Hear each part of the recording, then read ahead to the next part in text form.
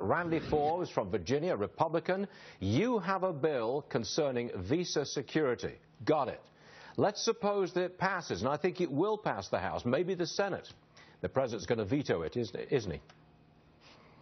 Well, Stuart, he may very well, but remember, just because the president won't do his job doesn't mean that we shouldn't do ours. And this is also the same president that says he's going to veto the National Defense Bill, because when we're down to 272 ships, he wanted to deactivate 1/12 of our fleet. The Congress said no. When the Marine Corps didn't get their ship that they needed and we put it in, Congress said we needed it. And remember, he's also the same president who wants to veto that bill when we talk about only 1 out of 4 of our Navy strike fighters are even flying, and he wanted to deactivate an entire carrier air wing. So we've got to do our job. If the American people do their job, in 7 months we'll get a Republican president that'll make sure this goes into law. Does support the idea of Donald Trump's wall, doesn't it? I mean, Congress has not been able to do much. The president has tried to bring in more people. Nothing has really happened in many, many years. The illegals are still coming in. It gives force to the argument, build a wall, doesn't it?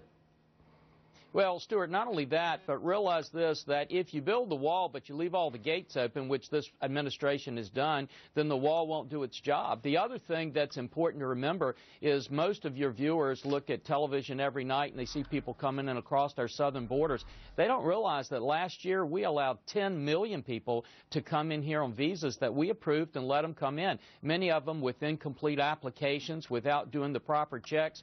When you look at 9/11, you look at San Bernardino, they were all individuals that came in here on approved visas. You want to tighten that up. That's what your bill is all about, visa tightening. And Stuart, it's just common sense. Here's what we say. If you don't have your visa complete and the application isn't complete, you shouldn't come in. If you're coming from one of these countries where we know there's a high risk of terrorism, we have a heightened level of review for those people to come in. And the third thing is, we know that if we check all the databases, we can see what people have done in the past, but we don't have any projection of what they're going to do in the future.